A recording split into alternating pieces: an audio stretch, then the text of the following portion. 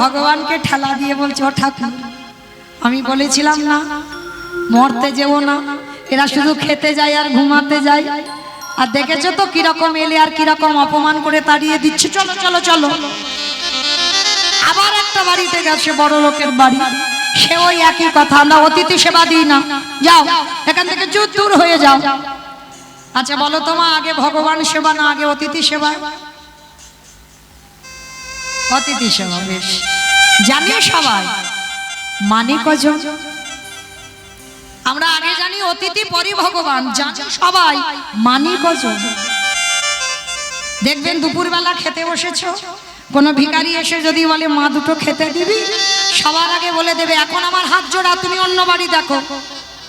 তবে মা তোমাদের হুগলি জেলাতে যদি না হয়, আমার এলাকায় হয়, আমার নিজে চোখে দেখা, আজও ভুলি না সে কথা, দূর দূর করে দাঁড়িয়ে দেয়, কিন্তু চরণ ধরে বলে যাই মা অতিথি তাকে বলি যার তিথির জ্ঞান হয় না।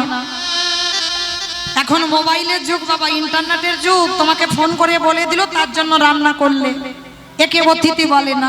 অতিথি তাকেই বলে যে কোনো নিমন্ত্রণে নয়, কোনো বলা নয়, হঠাৎ তোমার বাড়িতে এসে, তিথির জ্ঞান নেই, সময়ের জ্ঞান নেই, হঠাৎ যদি তোমার বাড়িতে দুপুর বেলা এসে যায় তাহলেই জানবে তাকেই বলে অতিথি। আর এই রকম যদি মা কারোর জীবনে ঘটে, নিজের যদি একটা দিন খাওয়া নাও হয়, আগে অতিথি সেবা দেবে, কারণ বলা তো যায় না কখন কার ঘরে ভগবান কোন রূপে এসে যায়। আর একটা অতিথি, একটা ভক্ত, একটা বৈষ্ণব যদি দুয়ার থেকে চলে যায়, শত শত জন্মের পূর্ণের ফল তার পিছনে চলে যায়।